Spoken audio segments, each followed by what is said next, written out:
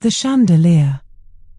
The year my mother and father were wed, my father bought his wife a very beautiful baccarat chandelier.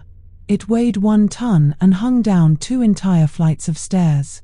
Because it was so large, my father searched the whole of Britain for an estate that could accommodate it.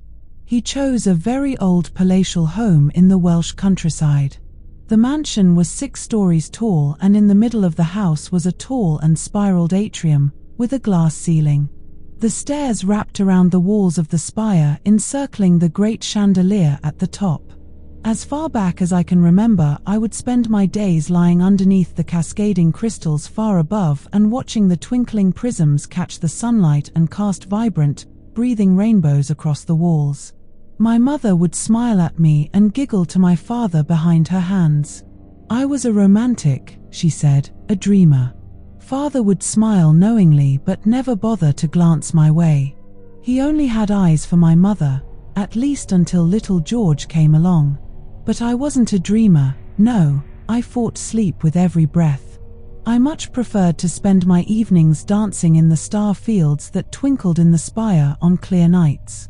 If moonlight shone into the great atrium, it was transformed by the baccarat into a million shimmering, glittering tiny stars. The chandelier was always gently swaying even without a draft in the house, and it would make the crisp, vibrant celestials dance upon the wall to a song only I could hear. And I would dance in the star fields. One day I awoke from an afternoon nap to the loud but sluggish groan of protesting metal. I arrived at the banister just in time to see the baccarat's metal supports snap in two. The chandelier fell half a story until it was brought to an abrupt and violent halt by its last remaining support, a thick, nylon rope.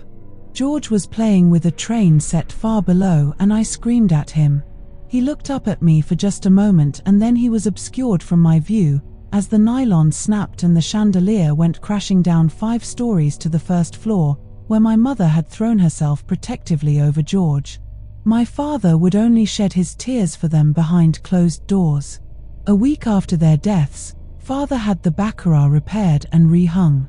It had been my mother's, and he'd loved her deeply. Perhaps he liked to look at the chandelier and think of her. But I preferred to imagine that he rehung it for me because he knew how much I loved it.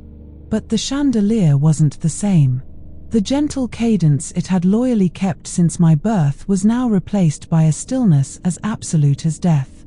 The rainbows were dull, almost colorless, and the dancing stars that had once glittered upon the walls at night were absent, and the spiraled atrium remained as dark as the heart of obsidian.